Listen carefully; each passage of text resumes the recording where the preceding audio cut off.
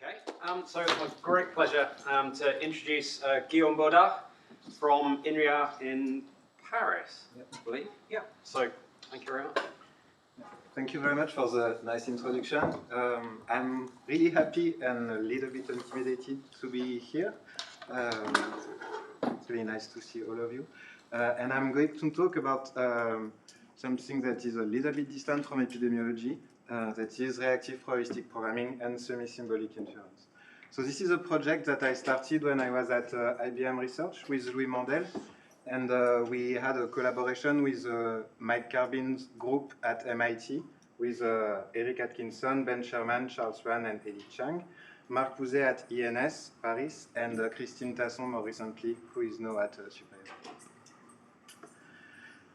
So we started from synchronous languages, which are domain-specific languages for the design of critical embedded systems. Think about an airplane controller, for instance.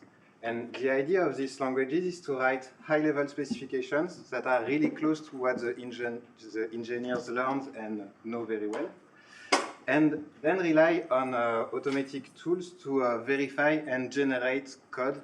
And when you have your embedded code, since it's automatically generated, you have very strong guarantees that the code is correct by construction. So based on this technology, there is an industrial tool, the Skate tool, that is built by ANSYS, that is now routinely used to program Airbus airplane controllers. Now, one big challenge when you design such system is that they typically evolve in a noisy environment, so the plane may enter a cloud, and you can also interact with other autonomous entities, for instance, birds. So how can we program such systems? So, of course, we are flying planes for decades now, so we know how to program that, and the main idea is to rely on what is called stochastic control theory, that is to implement controllers that are naturally robust to such uncertainties.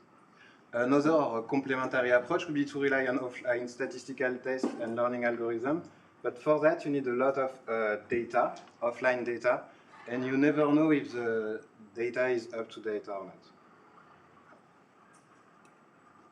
So the idea of reactive probabilistic programming is to start from these languages that the designers already know and to extend them with probabilistic programming to give the capabilities to the system designer to reason about uncertainty using the tool of probabilistic programming.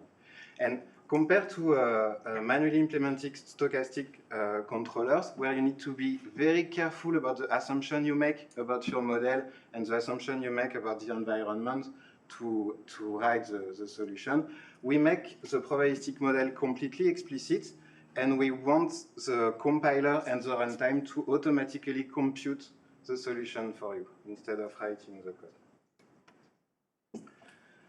Okay. So here is, to make things a little bit more concrete, here is an example of a program. So in a synchronous language, everything, every value is a stream, an infinite stream of values. So the constant 1 is just a stream 1, 1, 1, 1. And a system, a program, is a stream processor. So you have here an example of a robot which takes two inputs, one from an accelerometer and one from a GPS, and output a command U. And at each step, you have two components. So the tracker tries to estimate the current state of your robot. The state might be the position, velocity, and acceleration, for instance. And based on this estimation, the controller computes the command. Now, if we have probabilistic programming in our tool set, what we can do is to switch the tracker component to a probabilistic model, which is able to estimate an entire distribution of states instead of just one estimation. And based on this, the controller can use this distribution to compute the uncertainty of on the state, for instance, and react accordingly. One important thing is that when you output a command, the robot will move according to the command, which will change the reading from the inputs, the accelerometer and the GPS, which in turn will change the inference problem here, update the distribution, and so on and so forth. And we call this feature inference in the loop, and this is very important for us if we want to embed this kind of probabilistic model. And finally, one key difficulty is to come up with inference algorithms that we can use in a reactive context, where typically program never stops. So if your airplane stops because of a memory failure, it could be critical.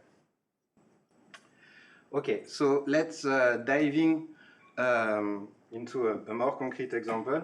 So I started, given the audience, I started with the most simple textbook example of a state space model, which are the kind of model we can write in our language.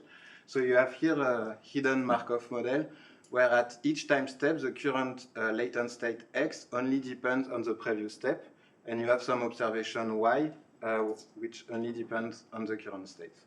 Okay, and we can assume, to simplify, a linear motion model. So at each time step, the current state is Gaussian distributed around the affine transformation of the current state, and the observation is the same, so it's Gaussian distributed around the linear transformation of the current state. Okay. So, fortunately for this kind of very simple model, the solution is fairly well known. It's called the Kalman filter, and you can open any textbook and see how to implement that. And you see that you just have to write this set of equations, and you have the solution for free. However, you notice that there is quite a large gap between the specification of the model and the expression of the solution. Okay, but how do we program this kind of model in existing synchronous language without probabilistic programming? So we define a set of stream equations. We have a discrete notion of time, and at each step, we compute the value of each variable. Okay. So you don't have to understand this code. Here, what I'm doing is that I defined a stream processor that I call Kalman that takes an input stream Y and returns an output stream X estimate. And then you can just see that there is basically a one-to-one correspondence between the math and the program, which is good, which is what synchronous language sells, is that it's close to the specifications the engineers are used to. Two things is that we have the discrete time model is given for free because we define at each time step the value of all the equations.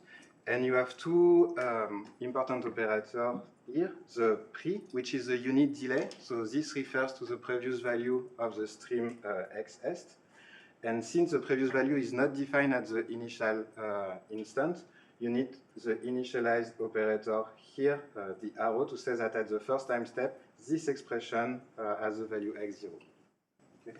So what I left out from this slide is control structure. So of course we have some control structure, and you can also write hierarchical state machines to compose your programs, but it's not the point here.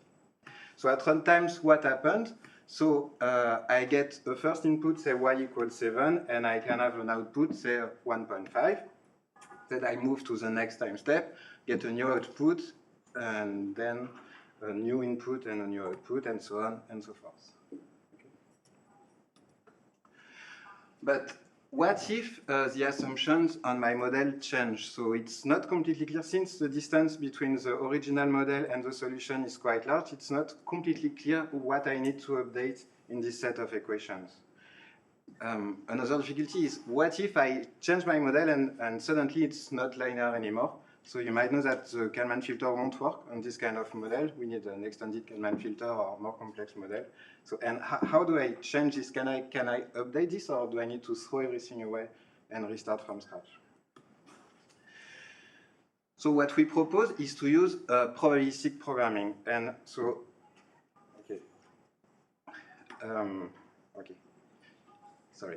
And in a nutshell, we followed a fairly popular line of work that consists in taking any programming language that you like your favorite programming language, and adding 3 constructs for probabilistic programming.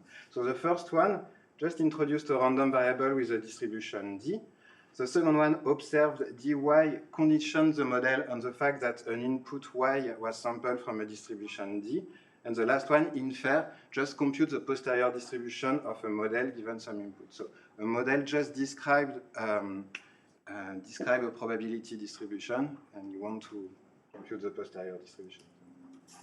So there have been multiple examples, and recently it exploded, of such languages.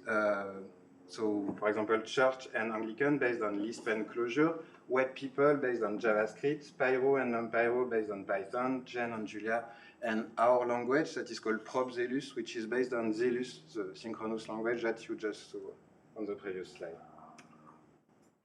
And more this language incorporate new ideas, so new inference techniques like stochastic variational inference or interaction with neural networks to do some deep probabilistic programming. So here is how we can implement the tracker in ProbZelos.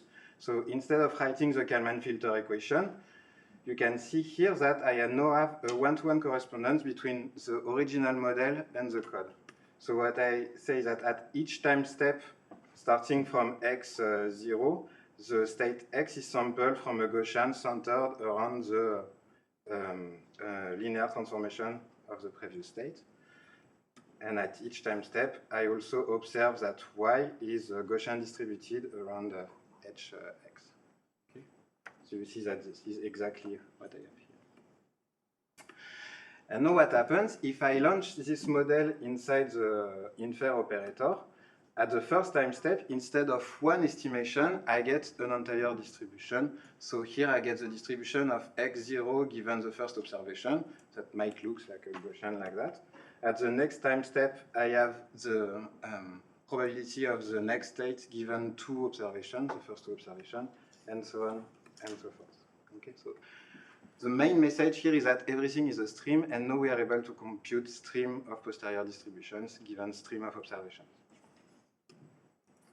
Okay, and I can show you briefly a demo. So this is an implementation of the Kalman filter in Zelus without a probabilistic construct.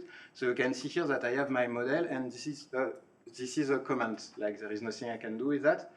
And here I have the equation of the Kalman filter that I translated here, and I can launch that. So say I simulate a robot like this. You can see some data, hopefully. So this is a true trajectory, and what I feed to my model is the noisy observation that you have in green. So it's quite noisy. And here I can launch my Kalman filter.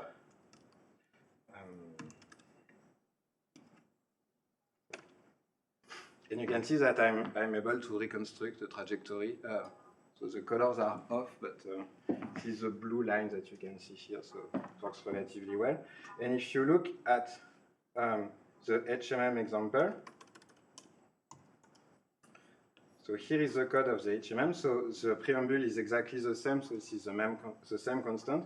But instead of writing the equation, I just write the model like this, so the same two equations, and I launch the same thing.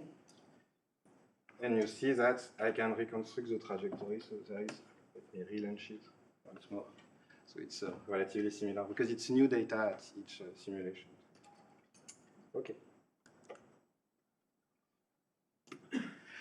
So now you have a test of how we can program using this language. I will go into the detail of the inference engine because what you manipulate, let me just show you the demo. Like in the main, what I do is I just launch infer of my model and some observations. So how does this infer box work? So what we need is inference algorithms that can work in the reactive settings, so where program never stop. And we started from the most basic one, so most basic sequential Monte Carlo schemes that you can find is the particle filter. So this is a simplified version of my tracker, just a 1D version because it fits on one slide. But the same, at the first time step, I sample from a Gaussian distribution around 0, and then a Gaussian distribution centered around the previous step.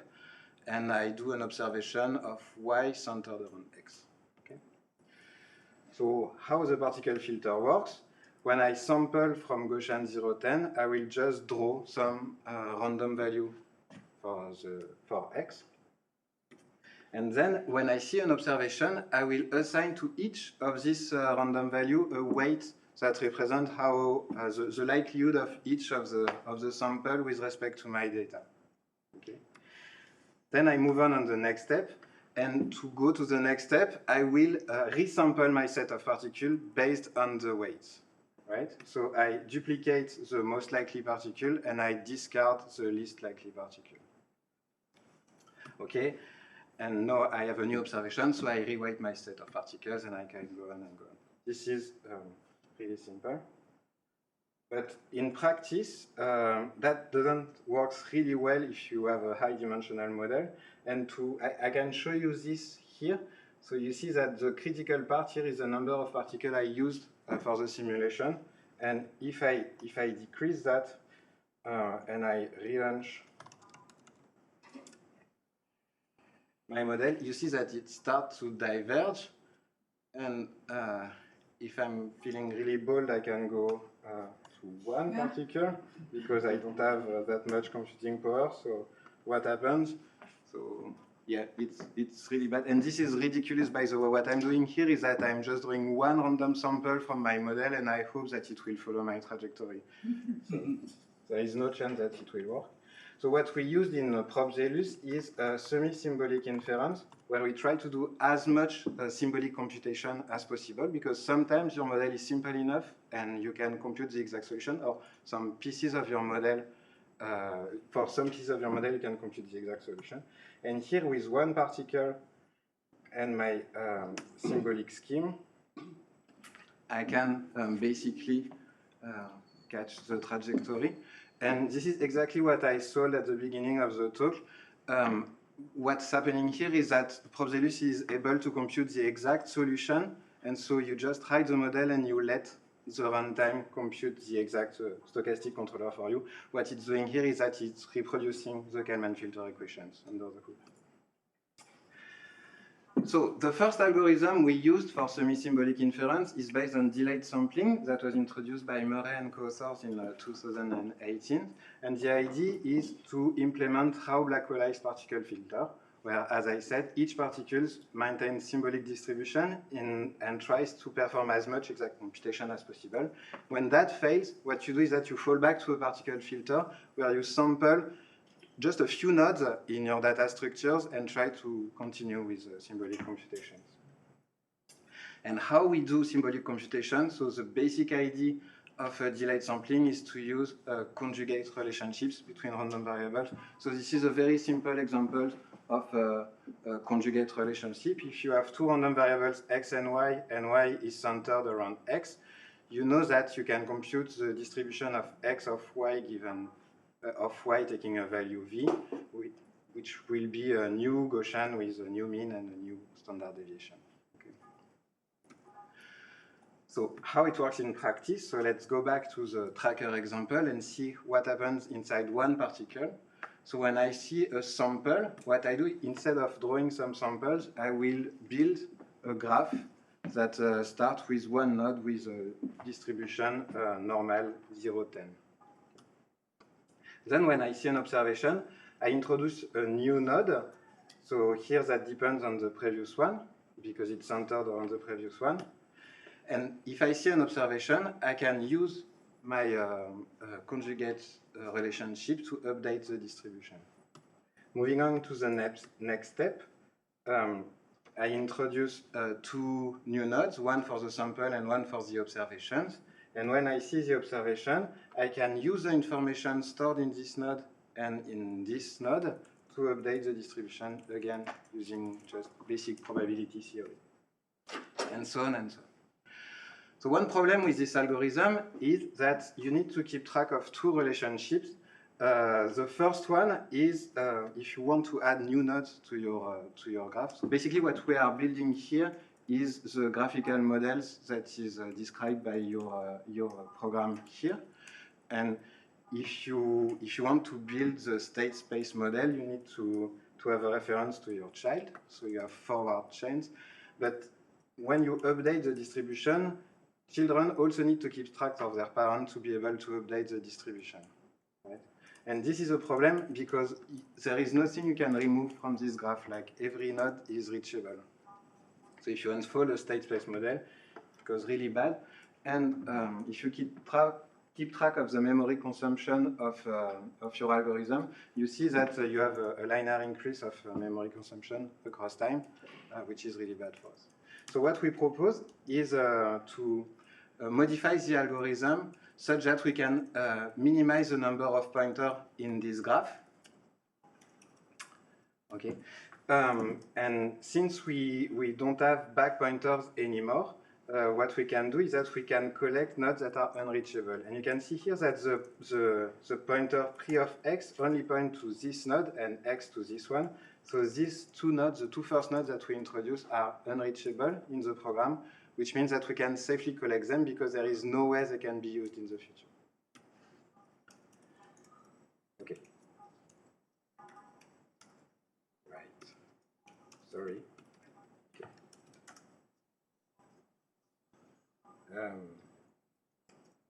Something really weird is happening. Okay. Sorry about that.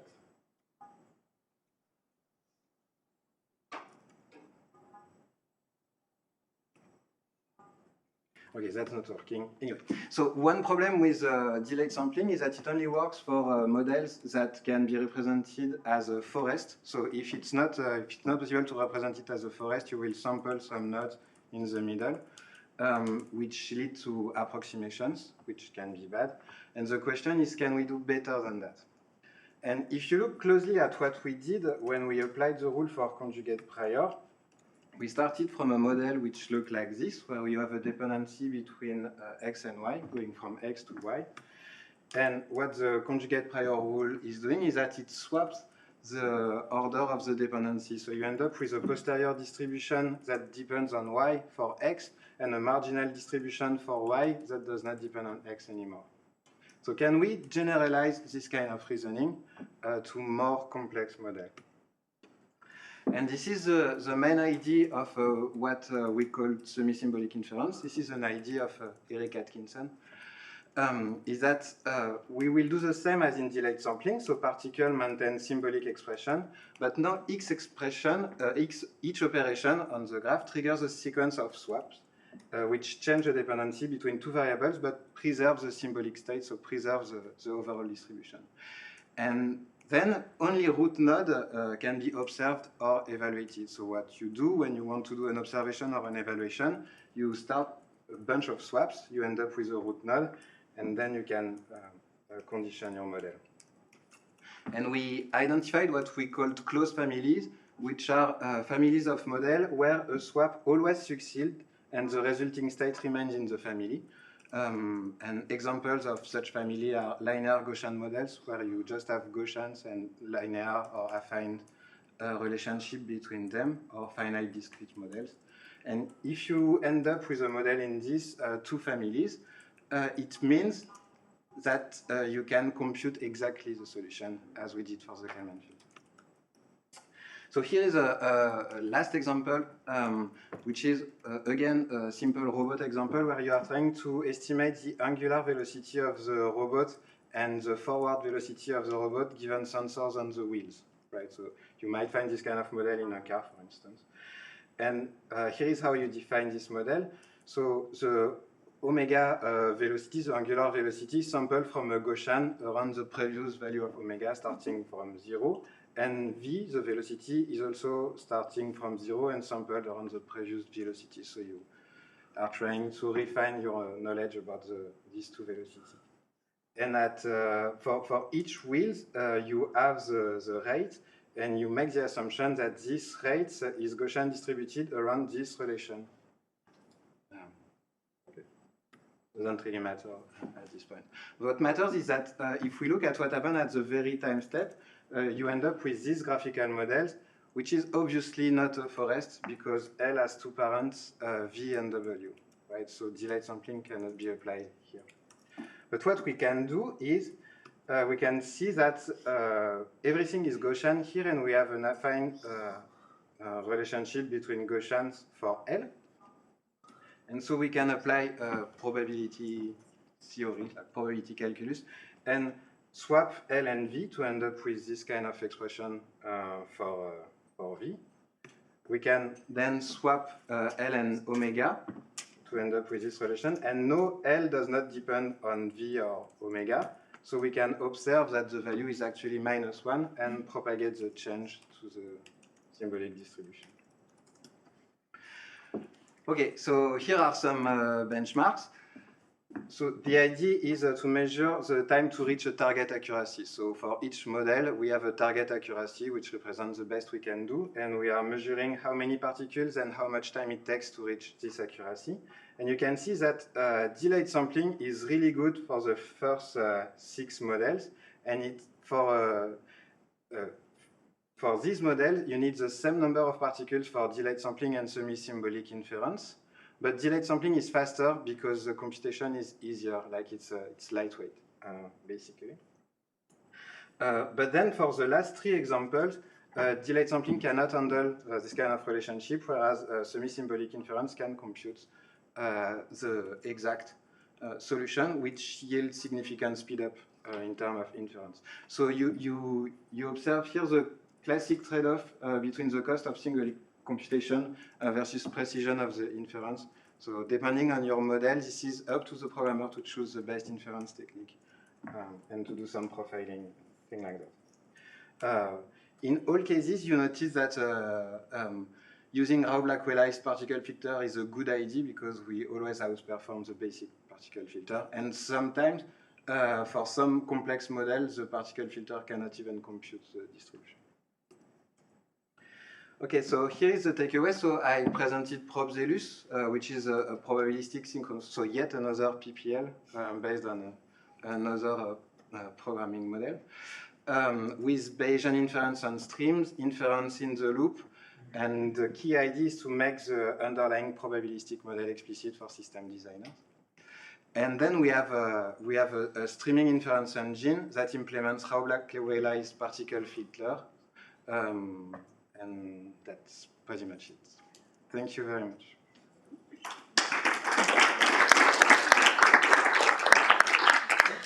Thanks very much, Guillaume. Time for maybe a question or two? So I've got one. So can you tell us a little bit about the kind of the systems that would be running these analyses? Presumably they're embedded systems if you're kind of thinking about putting them in robots and aircrafts and stuff. So what are the kind of the constraints? Right. Sort of hardware constraints. Yeah. So the main constraint is that we need to be able to run with bounded resources. Yeah. And so this is why we took special care for the memory consumption and runtime. At each time step, you need to be able to evaluate the worst case execution time as well. Yeah. And so this is why we turn to sequential Monte Carlo techniques. Yeah. Instead of gradient-based. Sure. Yeah. Yes. Thanks. Anyone else? Okay. Alan. These sort of systems are vaguely reminiscent of reinforcement learning, very reactionary systems. How do you think that something like this could go into like a pandemic monitoring situation in terms of influencing policy or providing us some sort of actionable outcomes, I guess, at like a more macro scale as opposed to a robotic system almost? Right. It's a very philosophical question. Right. So the good answer is I don't know. But what you can do here is to use this kind of language to program reactive systems in general, not limited to robots. So I presented robot and embedded system because this is really the motivation for this work. But this idea of combining streams and building some models that are stream processors is more general than just this thing, and may be useful for modeling an epidemic, an ongoing epidemic. Yeah. Thank you. Yes. Yeah, thanks for the very interesting talk. It's a bunch of new stuff for me, so it's hard for me to map it onto some of the things that I'm more familiar with. But so I'm wondering though, suppose you had a distribution, suppose the latent state of your hidden Markov model was something highly non-Gaussian. So, but perhaps you might be able to represent it as a mixture of Gaussians. Yeah. Does this map naturally onto the framework you already have, or is there some more complexity that you have to work out still? So there is a two-level response to this question. So the first thing is One key thing about this language is that it's really easy to redo your model. So if you have something that a mixture of Gaussian, for instance, or a non-linear model, you just have to change this line, and it's completely explicit what you are doing with your model. Then the question is how the inference engine will react to that. And here, I don't really have a good answer. What we do is that we do the best we can. That is, if we can find an exact solution, we will try to do that. Otherwise, we will try to find an exact solution for pieces of your problem. But if it's highly non-Gaussian or highly non-linear, if you plug a neural network here, that's going to be difficult anyway.